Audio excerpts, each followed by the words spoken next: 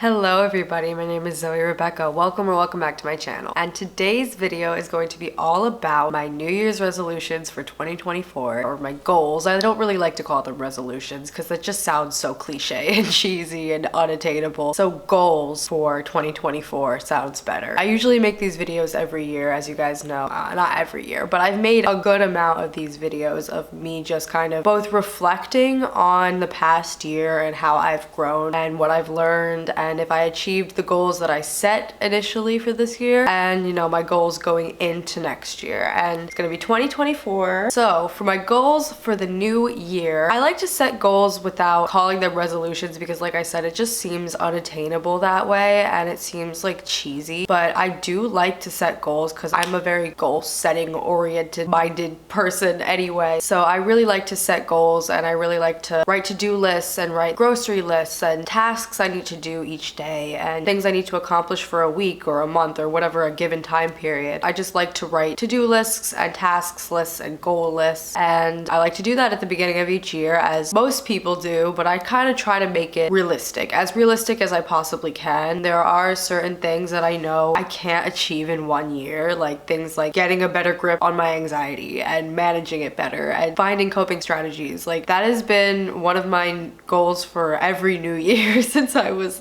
started struggling with anxiety when I was like 11 or 12, and I started making New Year's resolutions or goal lists. I have always written to try to improve on the management of my anxiety, and that is something that I struggle with and I will continue to struggle with probably for the rest of my life to some extent, but I know that I can manage it. That is possible. It's not impossible to manage my anxiety, but it's probably not realistic to try to find a cure for it because it's always gonna be there, but I have to find the best ways to manage it, and that is gonna take time. That's gonna take years. That's not gonna happen in one calendar year. That's gonna take time, and it has taken time. Like I said, I was diagnosed with anxiety when I was like 11 or 12, and I'm gonna be 21 this year, so it's been a good portion of my life that I've struggled with anxiety, and I will continue to, and I understand that. I have accepted that. I acknowledge that, but I need to manage it much better than I do currently, and I have managed it better this year than I have in the past. I mean, I definitely have my moments, and I feel as if I will always have my moments where I just freak out and don't have a grip on my emotions. But I need to improve on the aspect of like grounding myself in the moment and not having to rely on any sort of outside force or person, because I do tend to heavily rely on external motivators, and I rely on Theo a lot to calm me down when I'm freaking out and to know what to say all the time, and sometimes he just doesn't know what to say, and I shouldn't expect him to all the time, or anybody for that matter. And I need to just kind of acknowledge that I need to have internal motivation. I need to have that intrinsic motivation to calm myself down and want to calm myself down and care to calm myself down, because sometimes that's hard when I have such self-esteem issues. You guys know that I've always had self-esteem issues, and sometimes it's hard to just execute or like even initiate any sort of perpetuation of trying to achieve a goal, if that makes sense. Like, I don't even know where to start sometimes, and I feel like I can't sometimes, and I know rationally it's not that I can't, it's that I won't in that moment, but I just have to get myself to a place where I will, and that's gonna take time. But that's my spiel about that. But to get into today's video, and I thought we would make it a cup of Zoe. I forgot to introduce this video as a cup of Zoe, but I got my coffee here.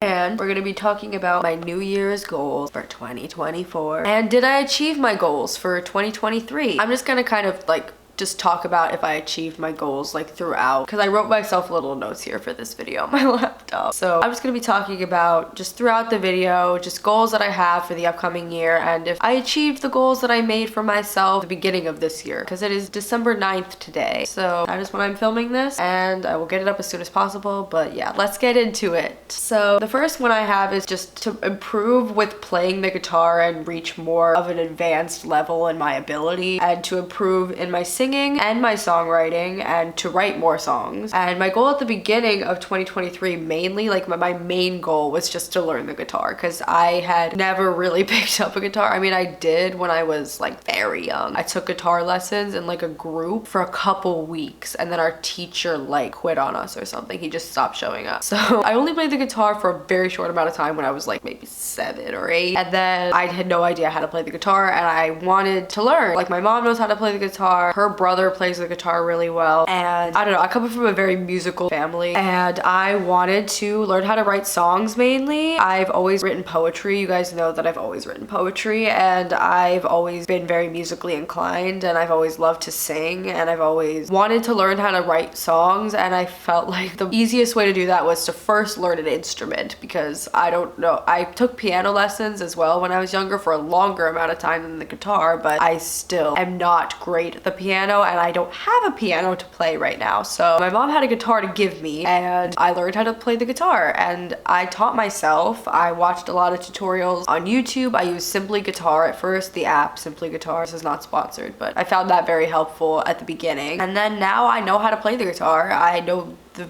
fundamentals of the guitar. I know how to read guitar tabs, but I need to improve. I want to move up to more of an advanced level this year, and just doing that by just practicing and challenging myself with more difficult songs to play, and with that writing more music and writing better music. And also I want to improve on my singing as well, my playing, my singing, my writing, all of that musical stuff. And also, like I was talking about, to manage my anxiety more effectively, and this was a goal I have mostly every year, and I just slowly but surely want it to improve, and I know that it will get better, but I already talked about that. And to go along with that, I want to find a new psychiatrist and new meds, maybe even a therapist as well, because I have not been in therapy in quite some time. And it's not that I've like needed it per se in a crisis kind of way like I have in the past, but I do have an extensive list of diagnoses and they're pretty intense. I have borderline, I have anxiety, I have an eating disorder, I have depression, I have a lot going on. I also have physical pain, I have scoliosis, so I have chronic back pain, I have asthma, I have a lot on my plate, and I'm a student, and I'm trying to work and just pay bills and maintain my relationship and all of these different things. And it's just, with all of the mental health problems and like life, I'm not like handling it well sometimes. I'm young and I'm new to this. I acknowledge that. I think I'm a pretty smart person, and I'm pretty insightful, and I'm pretty mature for my age, but at the same time, I am 20. I'm gonna be 21 in February, so like in 2 months, but I'm very young, and I'm very new to the whole living on my own thing, living far away from home. I moved here from Pennsylvania to Florida. That's far, and I moved out in September, so I'm still pretty fresh. I moved in with my boyfriend, and it's his first time moving out of his home too. And he's working full time. I'm in school a lot, and I don't have time to work a lot, and money, and all of these stressors that we have to deal with. But I just feel like I would be managing it better at times if I was on meds that actually helped me more, because I've been on the same medication. I'm not gonna like go in depth with like what medication I'm on and the dosage, but I've been on the same medication for years, and it definitely helped me a lot at first, but it has plateaued in its effectiveness, and I haven't had the time or opportunity or anything to really find doctors down here since I moved. So I don't have a doctor, I don't have a dentist. Theo got health insurance from his work, from his company. I get insurance through my mom's company. So I am going to talk to my mom about finding doctors under our insurance. And I think that's very, very important. And I just wanted to mention it just because I figured a lot of my audience is around my age, maybe a little bit younger or a little bit older, but I just felt like talking about like life stuff that sometimes might seem a little mundane, but is really important to discuss. I just want to mention stuff like that. It's really important for me to find a psychiatrist, a regular PCP, and probably a dentist, because I have to get my wisdom teeth removed at some point. They're really fucking bothering me. And I was supposed to go get the procedure done back in Pennsylvania when I went back for Christmas, but it doesn't look like I'm going back for Christmas. I don't know what's gonna happen exactly, but my brother, Zach, might come down here from Pennsylvania for Christmas, because it's just cheaper for him to fly, one person to fly down here than for me and Theo to go up there. there. And Theo would have to get out of work, and that's hard and all this stuff. But anyway, besides the point, I was supposed to get my wisdom teeth removed in Pennsylvania, but that's not happening. So I need to find a dentist down here. That'll probably be helpful. So yeah, I need to find doctors, need to find a psychiatrist, and get on new meds that are helpful and also don't make me physically sick, because these meds have started to make, even though I've been on them for years, I don't know what's going on. They've been making me physically sick like every day. All right, so my next goal is to reach at least 70,000 subscribers by the end of the year. If not 100,000, that's a little ambitious. I'm at like 54.8 thousand or something right now. Okay, let's see how many subscribers exactly I have right now. 54.5 thousand. Okay, so that's how many subscribers I have right now. And my goal is to get to at least 70,000 by the end of the year. I would like to get to 100,000, but I've been stuck at this plateau in my subscriber count for like a year, maybe even longer. I don't know like what's going on exactly with that. I don't know, but hopefully I can get my growth back started again and I can get more subscribers again. Hopefully by just consistently posting videos and promoting my videos. I mean, right now I'm doing all of that, but it's still not growing and I'm not really sure what to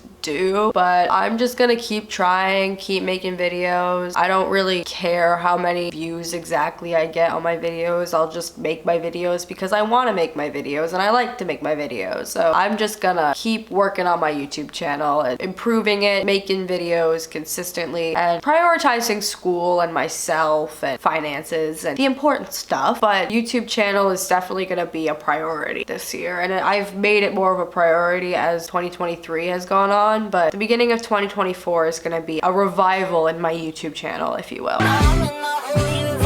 So another goal I have is to make new connections with classmates and try to make friends at school more. I made a friend at school. She wound up dropping out or switching to online or something and moving back home. She actually is also from Pennsylvania, so she moved back to Pennsylvania and now I'm friendless again. So that's nice. And honestly, in my specific program, degree program, which is the on-campus accelerated 20-month bachelor's degree program in creative writing, there's like one other person in that program that is gonna be like the same timeline as me, that started the same time as me and will finish the same time as me. There's one other person and it's a very strange dude. But outside of the creative writing program, probably I'll have better luck in the film program or the music production or recording arts programs. Will probably have more options for me to make friends, I guess. I do have like I think I mentioned this once. I have a coworker who also goes to school with me. She's in the film program and we've talked a couple times at work and we've seen each other at school a couple times. So I think I could grow on that friendship and I just want to branch out more. And I'm having a hard time with the loneliness here because Theo works full time. He works all day, every weekday. We have the weekends, but during the week I go to class. Like last term it was every day, but they were like 2-hour classes except for Sunday. And this term it's every other day for about 3-hour classes, Monday, Wednesday, Friday. So I have the weekends off too. But during the week when I'm not in class, and a lot of the time I don't even have the opportunity to pick up shifts because there's no shifts available that are outside of my class hours. So I can only pick up shifts Tuesdays and Thursdays really, and there's not a lot of options. So when I'm here during the day and I'm not at school and I'm just sitting here like in the apartment alone, like it's really hard sometimes and I get really anxious and really lonely sometimes. So it would be nice to have friends, girlfriends to invite over or to go out to their places, or to, when I turn 21, maybe just meet at a pub, even if I'm not drinking, just because I can because I'm 21. You know what I mean? I just want to have that as an option. And when I turn 21, I will try to go out more and socialize more at like clubs and stuff. Not like, I don't plan on being like a big party girl because I never have been. I mean, I was for a little bit, but we don't talk about that time.